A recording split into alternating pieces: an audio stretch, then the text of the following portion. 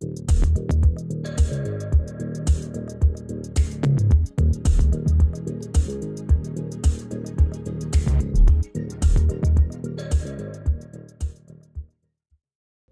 guys, welcome back to Mark Anthony's Music Picks, episode 10 now.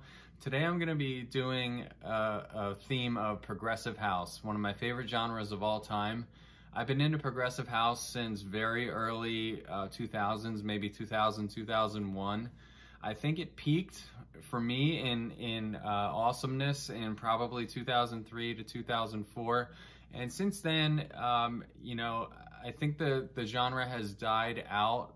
For a lot of the releases, you can't get them on vinyl anymore. It's gone to MP3, and I understand that that doesn't mean that it's died, but I just don't think, I think it's sort of lost its way, especially in maybe 2008 to 2010. It was just almost non-existent, and there's a couple of labels that are still doing it now. That comes to mind, maybe Bedrock. There's Shanti Radio, Moscow. And there's All Day I Dream, Lee Burridge's label.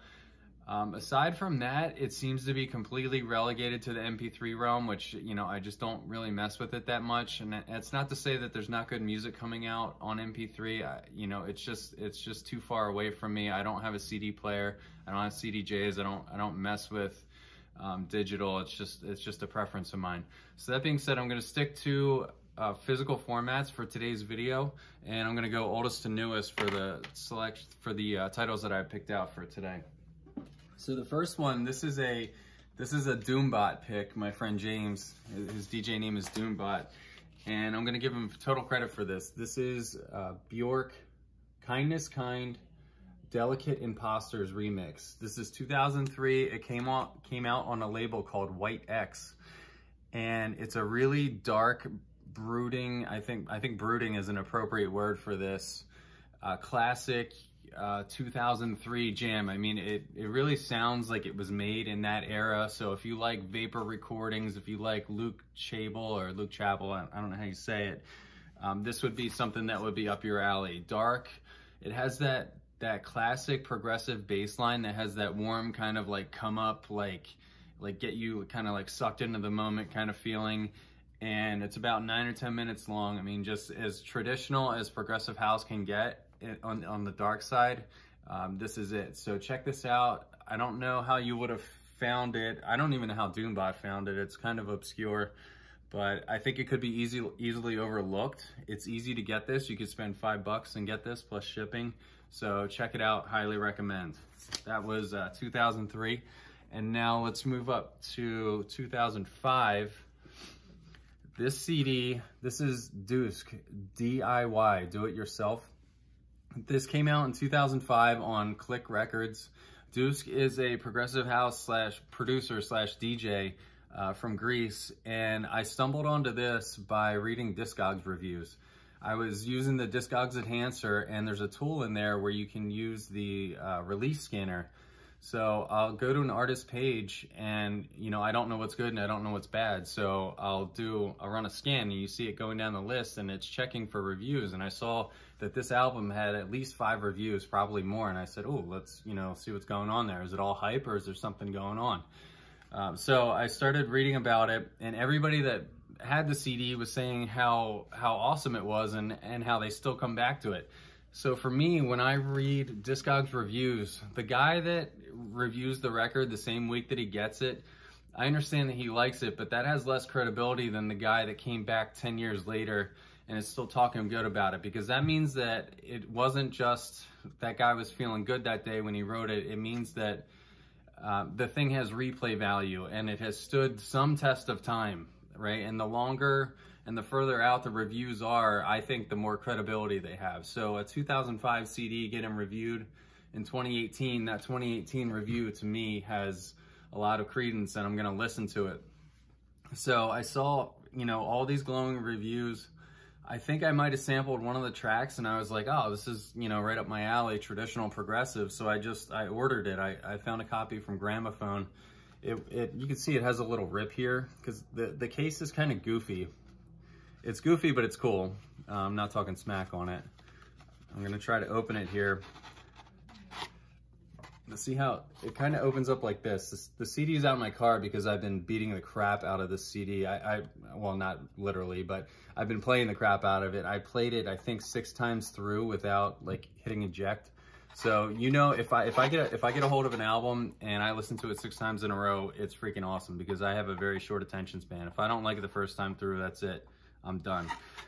So yeah, this album is 14 original tracks, no remixes, no alternate versions, just great music. And it's very representative of the progressive that came out at that time.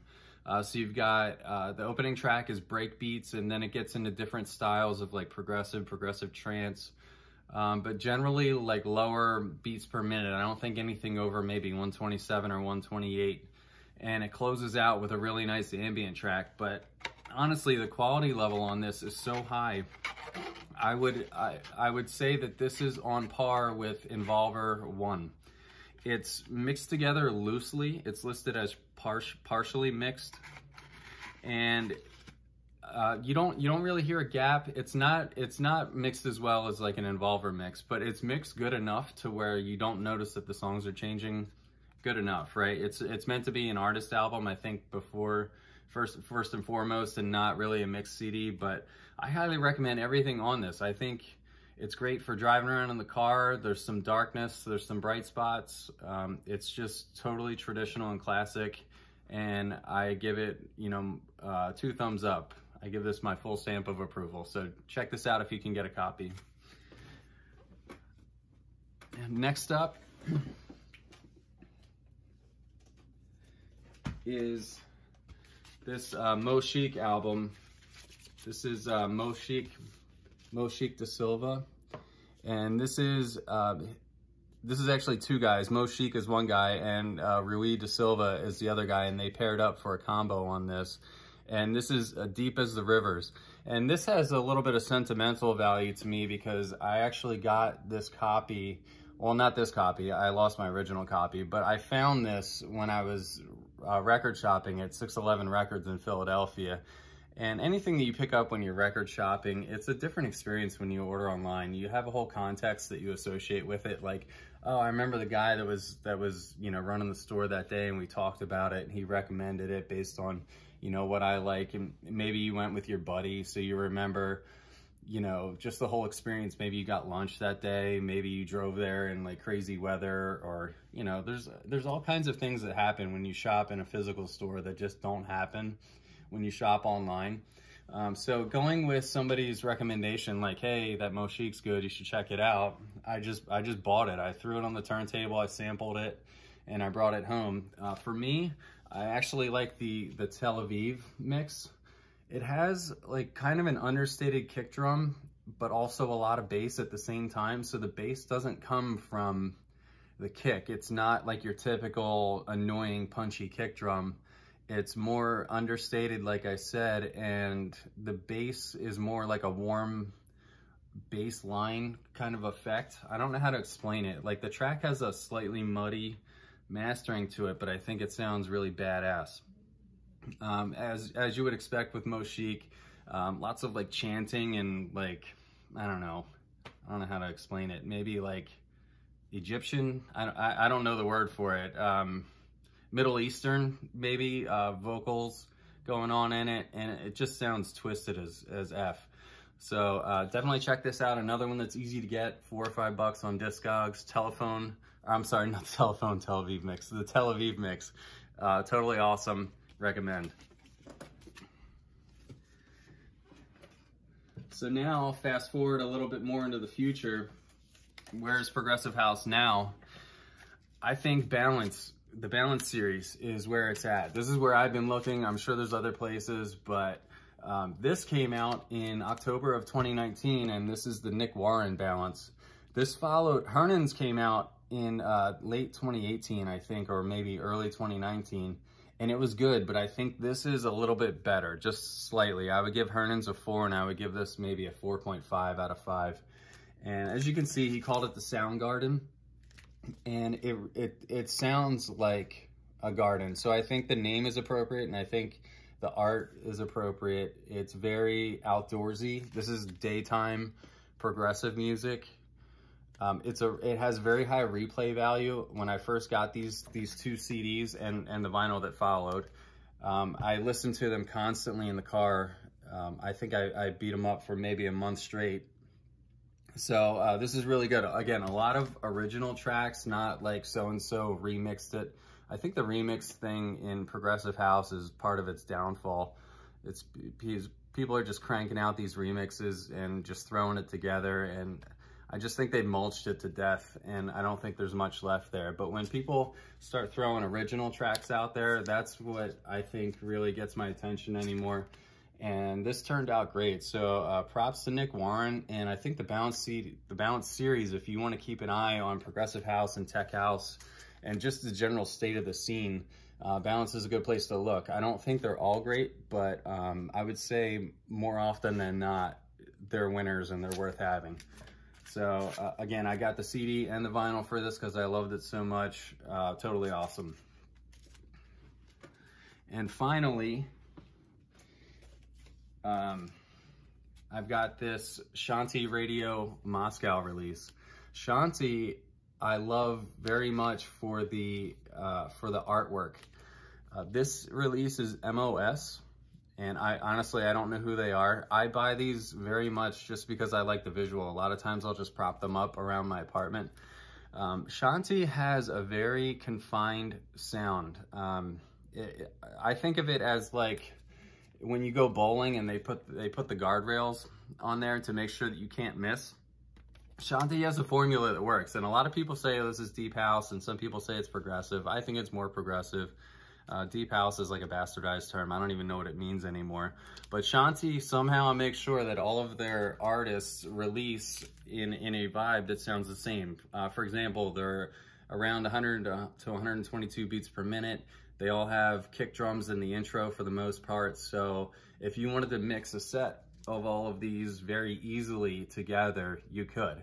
That being said, I think I've also said that Shanti Radio is like a bag of Sour Patch Kids. If you eat the whole bag, you're gonna feel sick and you might have sore spots on your tongue the next day because it's too sweet. And I think 2 or 3 of these in a set would be good. An entire 2 to 3 hour set of this, I don't think I could handle. I think I would get bored. And it's not to say that the music is bad, but because all of the records are so similar in style and using the same sound kits, there's just not that much variety. So I don't think you need every Shanti release unless you want to just collect them for the beautiful cover art. But maybe, you know, I get like maybe 1 out of 4 of them, and I wait till one of them really like rings my bell, you know, properly. On this release, it was the B1 that I liked, but I think the whole record is good, and you can't mess with Shanti. And that just reminded me, I have another record that I wanted to talk about. I'm gonna go get off my shelf. 1 second, guys.